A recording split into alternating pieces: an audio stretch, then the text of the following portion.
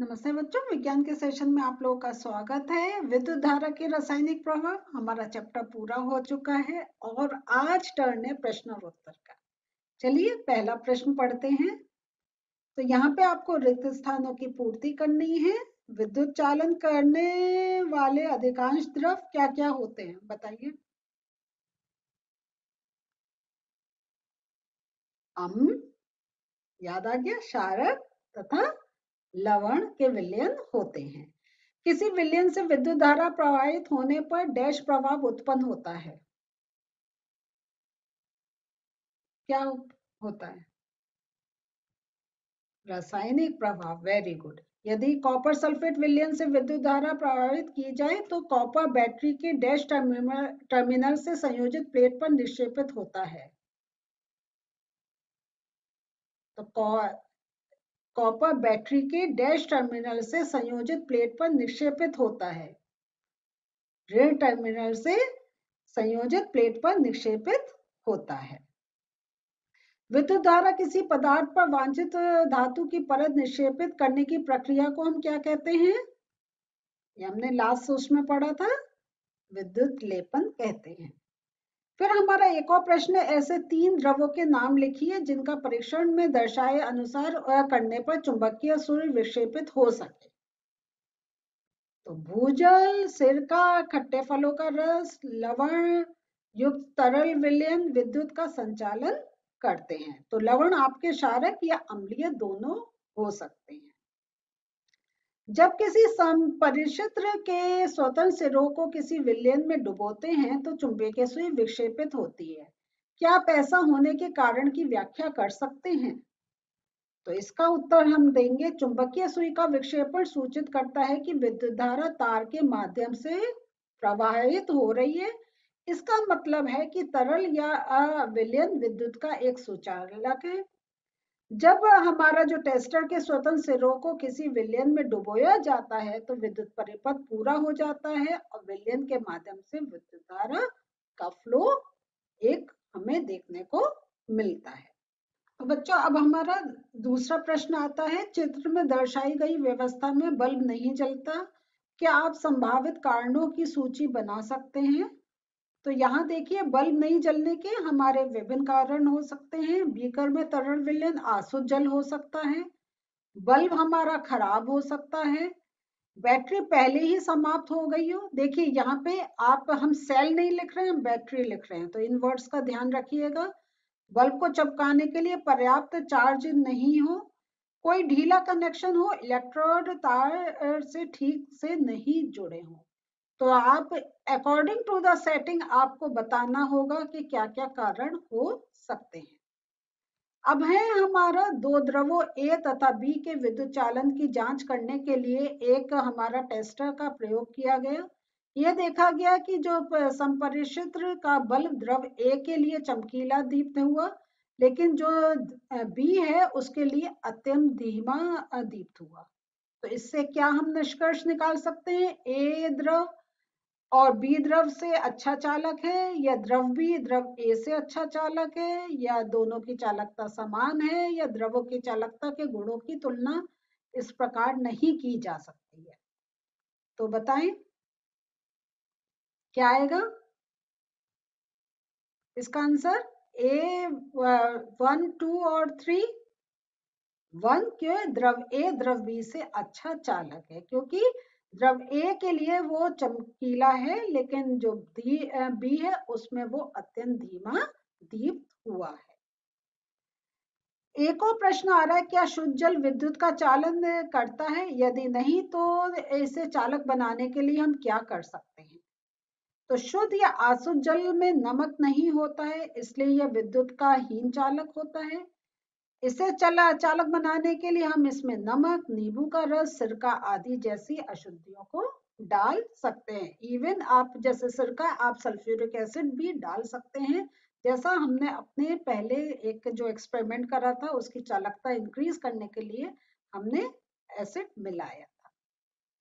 आग लगने के समय फायरमैन पानी के जो हौज का उपयोग करने से पहले उस क्षेत्र की मुख्य विद्युत आपूर्ति को बंद कर देते हैं।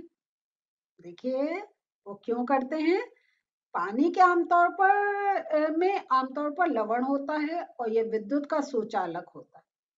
विद्युत के झटके से स्वयं को और दूसरों को बचाने के लिए तथा किसी भी शॉर्ट सर्किट से बचने के लिए जो फायरमैन है वो विद्युत की आपूर्ति को बंद कर देते हैं। तो अब आपको मालूम है कि अगर एक सिंपल जो जल है वो हमने देखा है वो इलेक्ट्रिसिटी का एक सुचालक होता है, करंट को अपने अंदर से फ्लो होने देता है।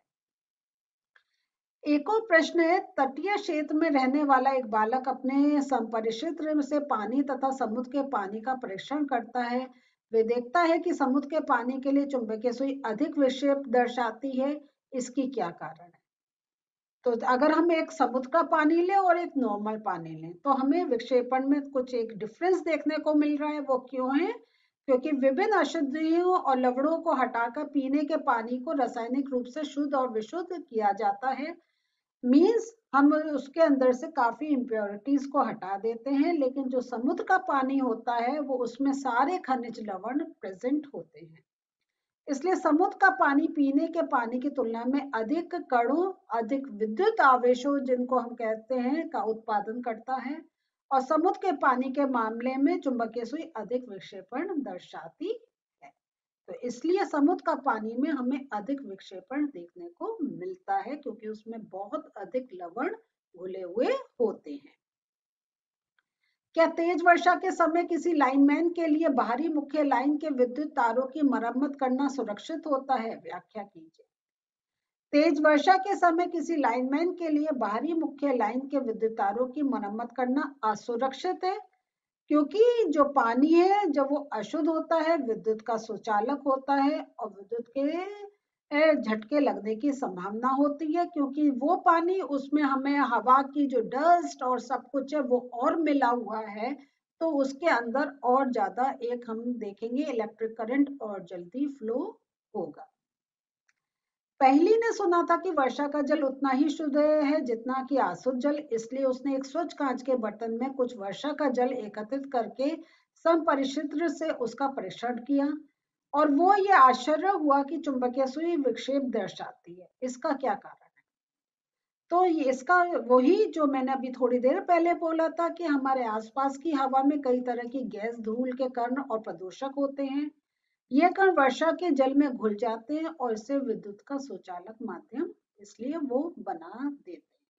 तो अगर हम कहें वो इतना, अगर हम अशुद्ध जल की बात करें तो बिल्कुल एक नीट एंड क्लीन कोई जहाँ पे पॉल्यूशन नहीं है वहां पे अगर हम ले वो अशुद्ध जल मिलेगा, अन्यथा इसमें बहुत हमें डस्ट और पॉल्यूटेड चीजें होती हैं और वो उसको एक सुचालक बना देती हैं। अपने आसपास उपलब्ध विद्युत लेपित वस्तुओं की सूची बनाइए। कोल्ड ड्रिंक के डिब्बे टिन से लेपित होते हैं। बनावटी आभूषण चांदी या सोने से लेपित होते हैं। कार बम्पर और साइकिल हैंडल क्रोम से लेपित होते हैं।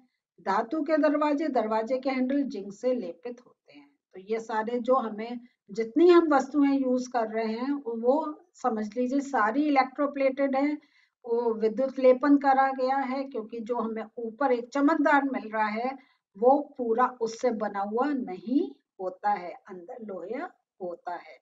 इसलिए हमें हर चीज के रेट डिफरेंट मिलते हैं, जिसमें जितनी परसेंटेज किसी महंगी चीज की होती है वो चीज महंगी हो जाती है और जितनी परसेंटेज एक कम महंगी चीज की पे लेयर होती है तो वो सस्ती हो जाती है। जो प्रक्रिया आपने क्रियाकलाप 14.7 में देखी वह कॉपर के शोधन में उपयोगी होती है। एक पतली शुद्ध कॉपर छड़ एवं एक अशुद्ध कॉपर की छड़ इलेक्ट्रोड के रूप में उपयोगी की जाती है। कौन सी इलेक्ट्रोड बैटरी के धन टर्मिनल से संयोजित की जाए, कारण भी बताइए। तो एक शुद्ध कॉपर की छड़ और एक अशुद्ध कॉपर की छड़ है और हमें अब क्या करना है देखते हैं। अशुद्ध कॉपर के छड़ को धन टर्मिनल से जोड़ा जाना चाहिए। शुद्ध कॉपर छड़ को इलेक्ट्रोड के ऋण टर्मिनल से जोड़ना जाना चाहिए क्योंकि कॉपर कण धन रूप से प्रभावित होते हैं और ऋण इलेक्ट्रोड टर्मिनल की ओर आकर्षित होते हैं। तो बच्चों आज हम लोगों ने जो चैप्टर पढ़ा था उससे रिलेटेड सारे प्रश्न, सारे उत्तर सब देख लिए और इससे पहले वाले सेशंस में हमने सारा चैप्टर को भी अच्छी तरीके से समझ लिया है। तो हमारा अब ये चैप्टर कंप्लीट हो गया प्रश्न उत्तर के साथ। अगला सेशन नए चैप्टर के साथ होगा। मिलते हैं फिर से। बाय।